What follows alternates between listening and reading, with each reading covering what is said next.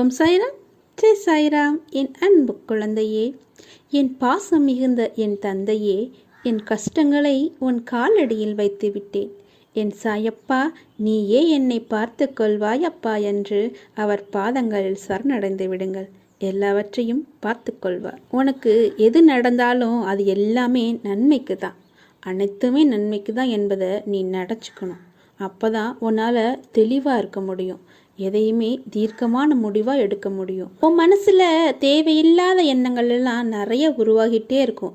அவை எல்லாத்தையுமே நீ ஆராய்ஞ்சு பார்த்துக்கிட்டு இருந்தேன்னு வச்சுக்கேன், உன் வாழ்க்கையில் இந்த ஒரு வாழ்க்கை உனக்கு பத்தவே பத்தாது. சில எண்ணங்கள் உனக்கு உன்னை நீ யார் என்று உணர்த்தி காட்டும். மற்றவர்களை, உலக நடப்புகளையும் காட்டும். சில எதிர்மறையாய் மட்டுமே வெளிப்படும். அப்போது பயப்படாத, தடுமாறாம அதிலிருந்து வெளியே வந்து உன் மனதை அமைதியாக்கு. அது உன்னை எந்த வகையிலுமே பாதிக்காது. உனக்கு துணையா எல்லா இடத்துலையுமே நான் உன்னை சூழ்ந்து இருப்பேன். என் உயிரா உனக்கு நான் தருவேன், என் உயிரையே உனக்கு தருவேன். ஏனென்னா நீ தான் என்னோட உயிரான பிள்ளை. நடந்து முடிஞ்சது அனைத்துமே அனுபூதி. அதாவது அனுபவம் வேறு, அனுபூதி வேறு. எதை செய்து முடிக்கணும்னு உன் மனசில் படுதோ அதை கவனமாக செஞ்சு முடி. அதில் மட்டுமே உன்னோட எண்ணம் முழுசாக இருக்கட்டும். மகிழ்ச்சியான முதல் படி அதுதான். கடந்த காலத்தை பற்றிய கவலைகளை தான் தவிர்ப்பது தான் உனக்கு நல்லது. அடுத்து என்ன பண்ணலாம்னு யோசிப்பவர்கள் ஜெயிக்கிறாங்க. அடுத்தவரை என்ன பண்ணலான்னு யோசிக்கிறவங்க தோற்று தான் போவாங்க. வாழ்க்கையில் நல்லது நடந்தால் பெருமை கொள்ளணும். நடக்கலையா, அதை விட அதிகமாக பெருமை கொள்ளு. ஏன்னா நாளை அதை விட சிறப்பாக இருக்கும்னு நம்பு. நாளைக்கு அதை விட சிறப்பாக நடக்கும்னு நம்பு. எதையுமே எதிர்கொள்வேன் என்ற தன்னம்பிக்கையே நமக்கு எப்போதும் வெற்றியை கொடுக்கும்.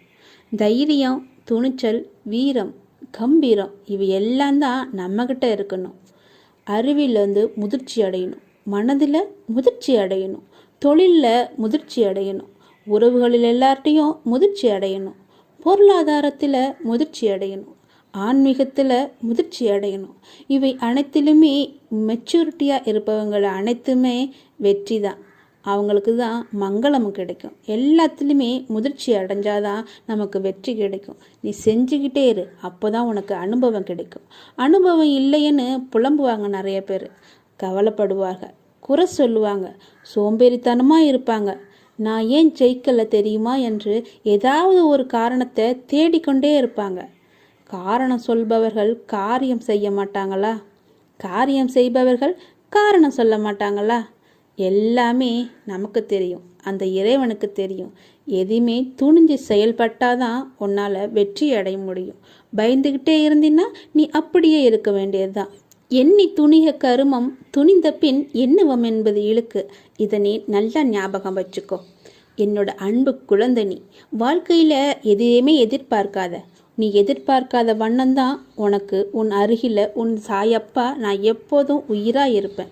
நீ என்னிடம் என்ன கூறணும் என்று பட்டியலிட தேவையே கிடையாது. உன் மனதில் அமர்ந்துக்கிண்டு நான் அதை எல்லாத்தையும் பார்த்துக்கிட்டு தான் இருக்கேன். உனக்கு என்ன தேவை என்பதும் எனக்கு தெரியும். உன்னை விட்டு நான் விலகவே மாட்டேன். முதல்ல நீ எதையுமே இப்போ கிடச்சிரும், நாளைக்கு கிடச்சிரும் நீ எதிர்பார்க்காத. எதிர்பார்க்காம இரு. என்னட்ட சொல்லிட்டு இல்லை, நீ எதிர்பார்க்காம உன் வேலையை மட்டும் பாரு. நீ எதிர்பார்க்க தான் அது தள்ளிட்டு போகும். அப்படி தள்ளிட்டு போகும்போது உனக்கு மனசில் நிம்மதி இழக்கும், நம்பிக்கை போகும்.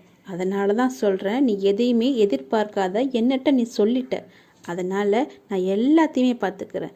எதிர்பார்க்காத வண்ணம் தான் நீ உயர முடியும். இன்று முதல் இந்த நொடி முதல் உன் வாழ்வில் உனக்கான காலத்தை நீ தொட்டு விட்டாய். உன் கஷ்டம் எல்லாத்துக்குமே உனக்கான நியாயத்தை நான் வழங்க போகிறேன். உன்னை எப்போதும் என் நெஞ்சில் சுமக்கிறேன்.